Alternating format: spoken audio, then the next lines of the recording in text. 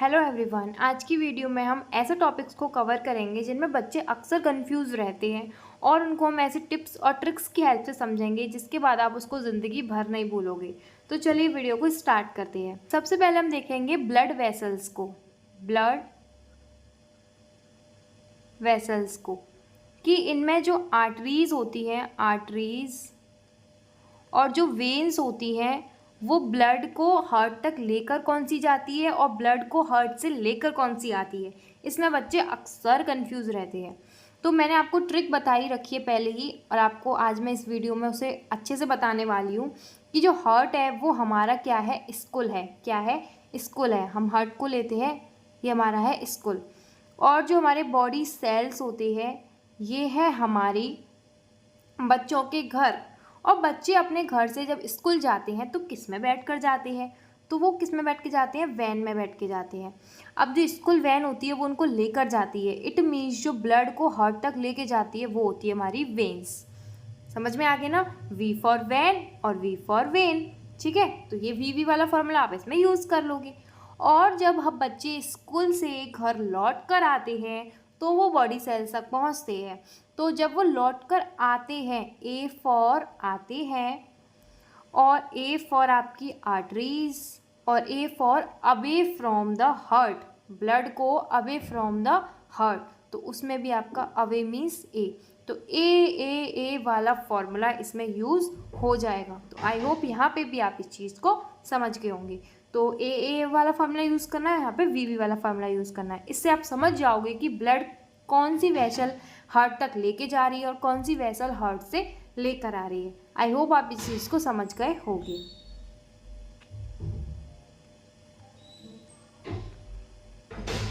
अब बच्चे एक और चीज़ में कंफ्यूज रहते हैं कि हार्ट में जो चैम्बर्स होते हैं, जैसे कि आपका यहाँ पे होता है right atrium, right ventricle, left atrium और लेफ्ट वेंट्रिकल।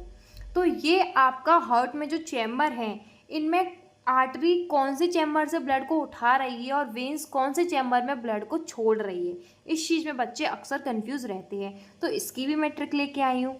जो ए है वो ए का दुश्मन है और वी का दुश्मन है। इस वजह से सोचा कि ए वी का दोस्त बन जाए और यहाँ पे वी ए का दोस्त बन जाए। तो ये दोनों एक दूसरे के फ्रेंड्स बन गए।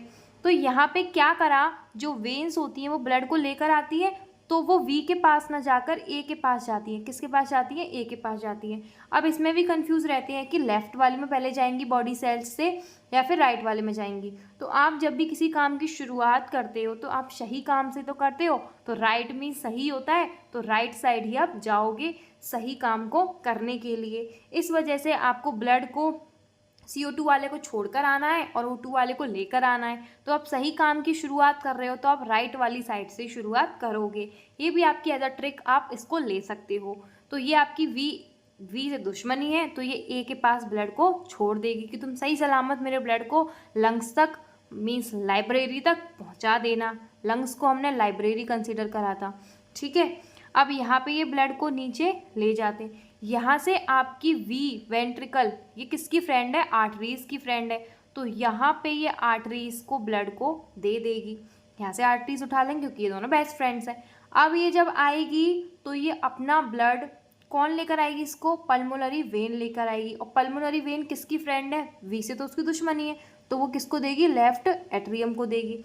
ये अपना ब्लड यहाँ नीचे भेज देगा। और वेंट्रिकल्स किसके फ्रेंड है? आर्टरीज की फ्रेंड है, तो यहाँ से एरोटा आपकी बॉडी सेल्स तक उसको ले जाएगी। तो यहाँ पे ए वी वाला फॉर्मूला आपको याद रखना है। तो हमेशा जो वेन्स होंगी वो एट्रियम में ब्लड को छोड़ेंगी और जो आर्टरीज होंगी वो हमेशा वेंट्रिकल से ब्लड को उठाएंगी। तो ये वाली चीज़ भी आपको याद रखनी है।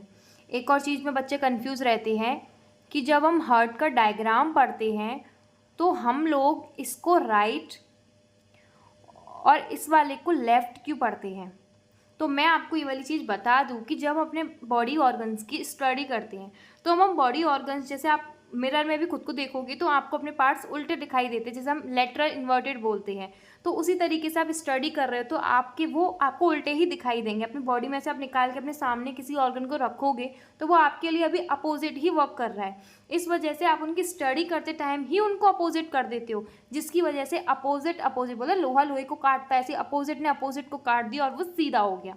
तो आप उसकी सीधी स्टडी करने के लिए आप उसको ऑलरेडी उल्टा कंसिडर करके चलते हो, ताकि कोई गड़बड़ ना हो जाए। भाई एक एक चीज़ की कीमत होती है, एक एक नर्व, एक एक हड्डी हमारी बॉडी में पढ़ते हैं हमारे डॉक्टर्स, तो हम इतना नहीं कर सकते, हम चैम्बर्स को उल्टा नहीं पढ़ सकते। तो इस वजह से हम चैम्बर्स की उल्टी स्टडी करते हैं। एक और टॉपिक होता है ब्लड प्रेशर, जिसमें बच्चों को काफ़ी दिक्कत आती है। ब्लड प्रेशर, तो बच्चे सोचते हैं कि ये ऐसा प्रेशर होता है जो कि ब्लड फ्लो होके जाता है, उस प्रेशर को हम बोलते हैं ब्लड प्रेशर। तो ऐसा नहीं होता है। ब्लड वेसल्स जो होती हैं ना, वी भी लिख रही हूँ मैं, जो ब्लड वेसल्स होती है उनमें ही तो ब्लड फ्लो करता है।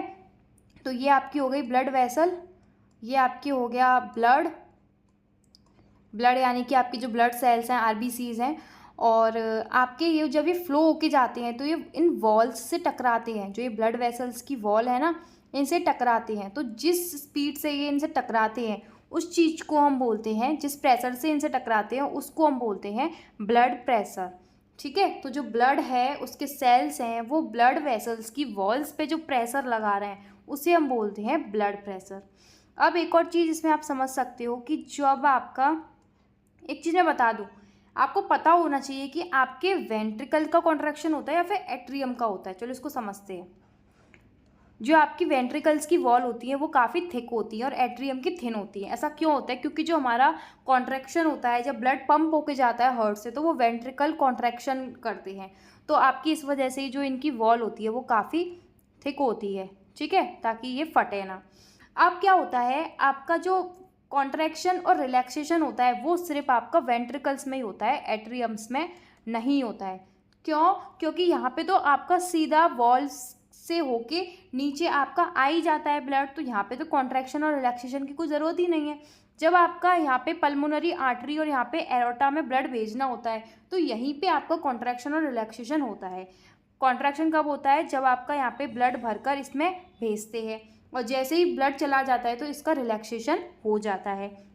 तो जब एकदम से ही ब्लड पंप आउट होता है और वो इन आर्टरीज की वॉल्स पे प्रेशर लगाता है, उसे हम बोलते हैं सिस्टोलिक प्रेशर, जो कि 120 mmHg होना चाहिए। और जब वो रिलैक्स हो जाता है, वेंट्रिकल रिलैक्स हो जाते हैं और वो फ्लो कर जाते हैं पूरी आर्टरीज में नॉर्मली, तो उसको हम बोलते हैं डायस्टोलिक प्रेशर। अब वो एकदम से जब प्रेशर लगाएंगे तो वो ज़्यादा प्रेशर दिखाएगा, और जब नॉर्मल ब्लड फ्लो कर रहा होगा तो वो थोड़ा कम प्रेशर दिखाएगा। तो उस टाइम पे 80 mmHg का फ्लो होना चाहिए, जिसे हम बोलते हैं डायस्टोलिक प्रेशर।